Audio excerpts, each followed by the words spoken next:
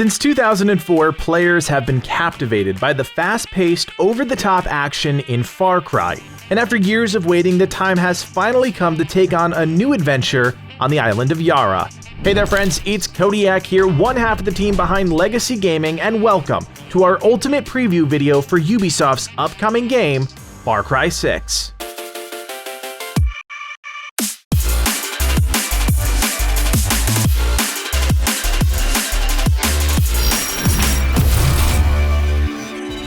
When you think about open world games, it's hard not to think about Ubisoft, and whether you love them or hate them, they have a knack for creating some of the biggest and most interesting worlds players can explore today. Far Cry has been a staple of the first-person open-world genre for nearly 2 decades, and this new adventure looks to push the boundaries of what players can expect when they pick up the game on October 7th. As always, I want to start with a 30,000-foot approach to the game, then drill down on what we know about the various systems, because as you know, it's the systems that lay the foundation for a great title. And just a warning, before we get any further, there will be some very minor story spoilers in this video to help ground our understanding of the game, so watch on at your own risk. In Far Cry 6, you play as Dani, a once orphan turned enlisted soldier, now guerrilla fighter. You join up with the Libertad, a group of revolutionaries that plan to overthrow a dictatorial leader, Anton Castillo, played by Breaking Bad star Giancarlo Esposito. Building off the previous titles, Far Cry 6 will feel immediately familiar to a large swath of players that have been following the series over the years. But the game is taking some exciting new steps in different directions that will, for better or worse, change the player experience. You can't talk about a Far Cry game without talking about the open world, and that's a perfect place to start our ultimate preview. The island of Yara is massive, and Ubisoft has already confirmed that our adventures in Far Cry 6 will take place on one of the biggest stages they've ever built. Much like in Far Cry 5, the world is divided into distinct regions, but play out seamlessly. Each region is soft-gated by your progression, which of course we'll talk about later, but it's important to point out now. At a glance, you get the general layout of the various regions, as well as the main NPCs on both the Libertad side of the conflict and the FND, the National Army. We actually got a taste of these main villains in the last trailer unveiled by the Ubisoft team, but now have a clear understanding of who they are, and I have no doubt they'll be the targets of some high-risk assassination operations somewhere down the line. Zoom in a bit closer and the world of Yara really presents itself. If you've played an open world game in the last few years, it'll feel familiar, with markers denoting landmarks, workbenches, fast travel points, and the like. But there are also some new surprises revealed by the map. Getting around Yara, especially early on, is going to be a treacherous affair, and in Far Cry 6, players will have access to the Guerrilla Paths, a series of interconnected jungle walkways that will keep you away from harm while still allowing you to move across the various regions. These guerrilla paths are easy to see on the map and marked with all sorts of blue flowers, armbands, and Libertad symbols. As with most open world games, things are most challenging at the beginning when the world is largely unexplored and your toolkit is unrefined, but as you get a firm foothold on the island, the game begins to open up. In classic Far Cry fashion, you'll get access to a number of tools, things that will help you traverse the world of Yara. Of course, we didn't see everything, this is a preview after all, but we know that grapples will allow you to scale cliffs and latch onto helicopters, parachutes will prevent you from falling hundreds of feet to your death, and wingsuits make their triumphant return as the premier way for moving quickly across vast swaths of the world when a helicopter isn't in the cards. That being said, there is still a lot of ground to cover in this game, and as you'd expect, there are some options here, like your vehicle decked out with Libertad weapons. More on this later. And of course, horses, which provide players with an alternative way to get around. This all ties into the combat and outpost systems, and I promise, we'll get there, just sit tight.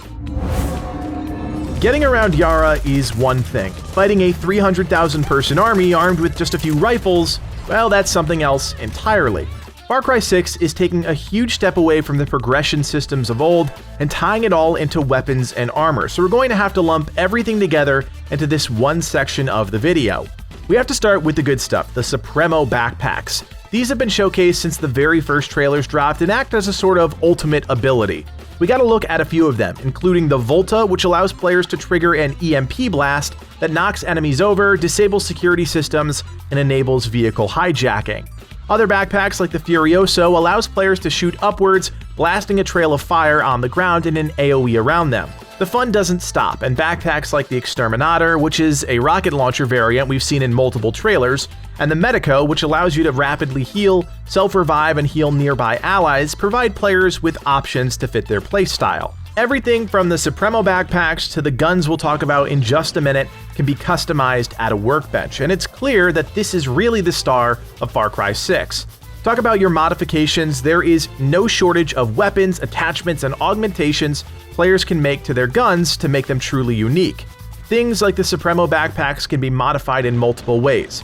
Gadget mods allow players to craft and store various usable items within the backpack, things such as grenades, health kits, throwing axes, mines. We saw tons of options in this particular category. The other type of customization are simply called mods, and these are passive buffs that do things like improve your damage, reduce the damage you take, and other things of that nature.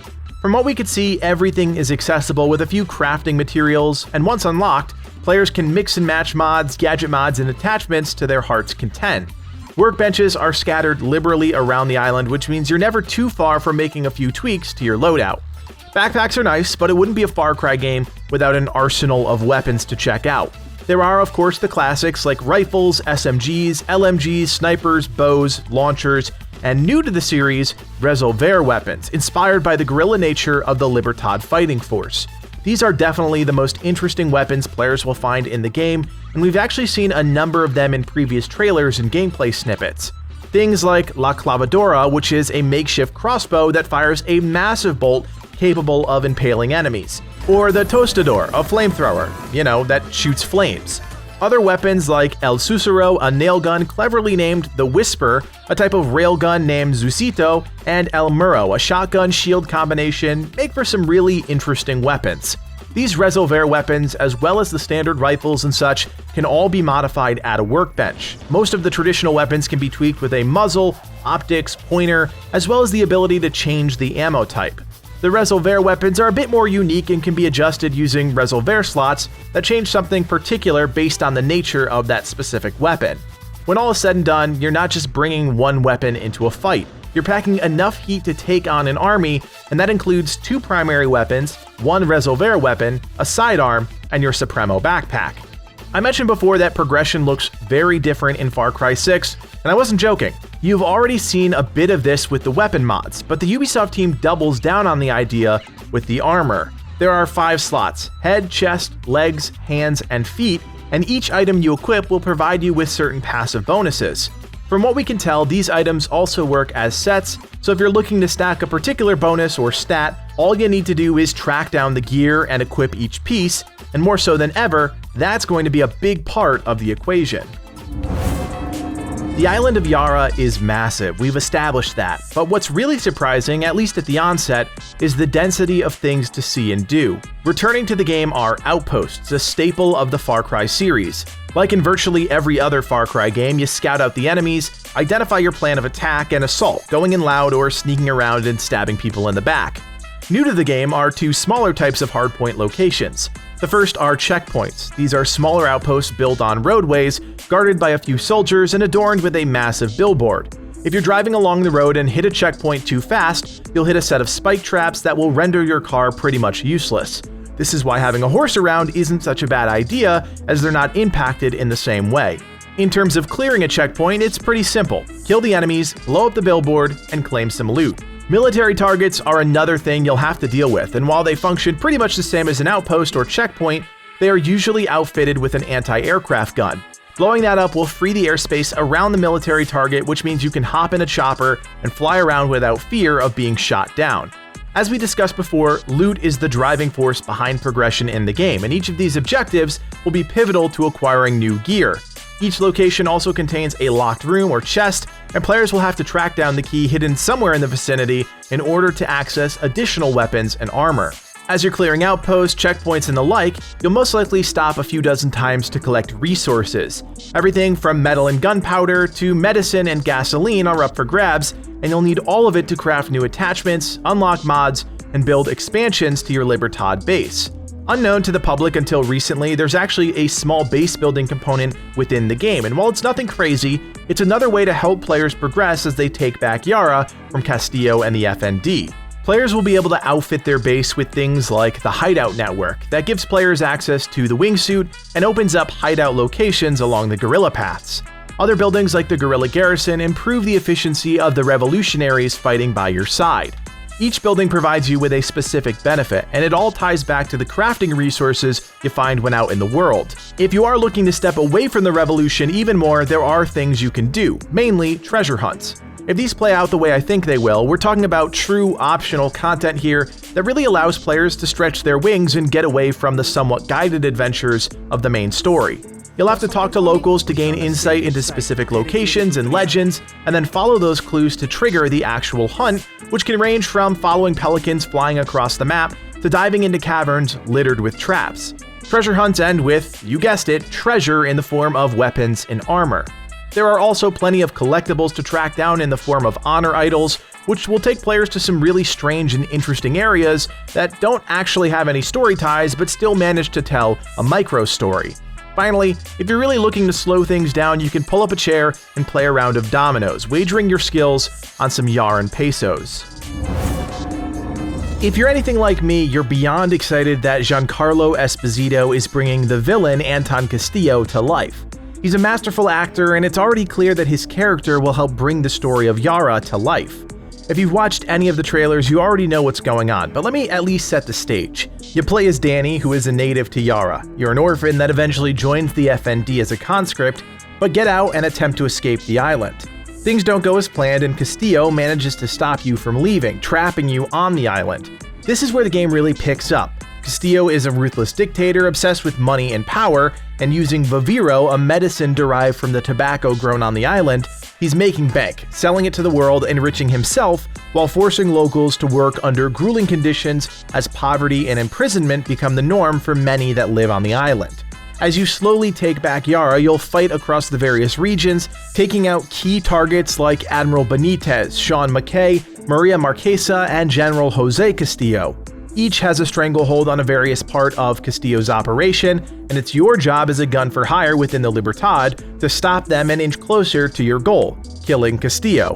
Anton's son, Diego, is the true X factor when it comes to the Far Cry 6 story. There's a lot of speculation about who he really is, but one thing is clear: his dad wants him to follow in his footsteps, and he's unsure if that's the path he wants to take. We'll leave things here in terms of the story because that's something everyone wants to experience for themselves, but if you did want to dive a little deeper into the story unfolding on Yara, check out some of our previous videos we've released on the channel, which provide some more context on Far Cry 6. We couldn't end an Ultimate Preview video without talking about the action, and while we've outlined some of the things you'll be able to see and the weapons you can wield, we haven't actually broken down every aspect of combat. The first thing you need to know is that the game is taking a small step towards the looter-shooter genre. Enemies now have health bars, and unlike the previous games, you might find that the soldiers you come up against are a bit more durable. While you can't change the fundamentals, you can turn off that visual of health bars in the settings.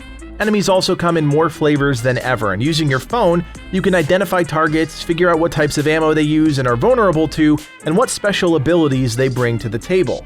Units such as the Vanguard rush players and throw grenades, while officers can call in reinforcements and launch airstrikes. There's also a heavy emphasis on status effects within the game, and much like Assassin's Creed, you'll find that fire and poison play a big part in the moment-to-moment combat. Because you're able to carry around multiple primary weapons, you'll want to outfit each of them with a particular situation in mind. For example, one weapon could be taking down armored targets, while another could be used to disable vehicles. Unlike most FPS games where you get one or maybe two weapons, you really have options in Far Cry 6, and it's all because the game throws a lot of enemy variety at the player. As you'd imagine, vehicles also play a big role in the combat in Far Cry 6. You can outfit your Resolver whip with battering rams, turrets, and more, which you can use to take out FND soldiers while on the move. You can also hijack attack helicopters, which, as many of you know, is the ultimate way to cause destruction in a Far Cry game. Just remember to take out those military targets first so you don't get shot down. If you are a fan of stealth, you'll be happy to know that machete takedowns are visceral and satisfying, and there are plenty of gear and attachment options that emphasize this particular playstyle. You can also holster your weapon, which allows you to move more easily around FND-controlled areas, but you can't get too comfortable. Get too close to any soldier and they'll recognize you and your cover will break. We also can't forget about amigos, quirky little animals that you can bring along on your adventures.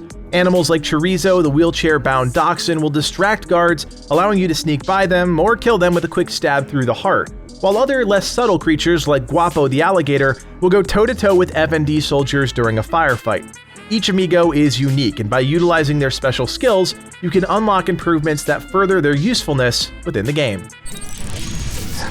If you're still with us, hats off to you, because I know that was a lot of information I just rattled off, but the truth is Far Cry 6 is set to be one of the biggest installments in the series' history. The team has purposely allocated more resources to the story and the main chunk of content within the game, and while that means things like the level editor won't be a feature this time around, there's hopefully still plenty of fun to be had whether you're playing the game solo or with a buddy in co-op mode. Far Cry 6 is definitely taking steps in some different directions, and I'm personally excited about all of those changes. Games in a series should evolve while still staying true to their roots, and I think that's what's going on here. A lot of Far Cry 6 will feel familiar, but hopefully players will notice some of that uniqueness the team is trying to inject within the game to give players across the world a brand new experience. As always, thank you guys so much for checking out another Legacy Gaming video and our ultimate preview for Far Cry 6. This series is monumentally important to us as we continue to cover the biggest games launching each year, so if you like the series and you're excited about the game, don't forget to hit that thumbs up and subscribe. We'll be covering Far Cry 6 in depth on day one with all sorts of video guides, so be sure to follow along. We also invite you to join us on Discord. We've got a great community of around 7,000 with a special section dedicated to Far Cry 6, so if you're looking to team up with other players or just want to follow along with our video coverage, check out the link in the description below. Finally, if you like everything we're doing here at Legacy Gaming and you want to help us out even more, you can now do so by becoming a member. For just a couple bucks, you're helping evolve the channel and take our community to that next level. Check out the join button below to learn more. My name is Kodiak, and from everyone here at Legacy Gaming, thanks for watching, and play on.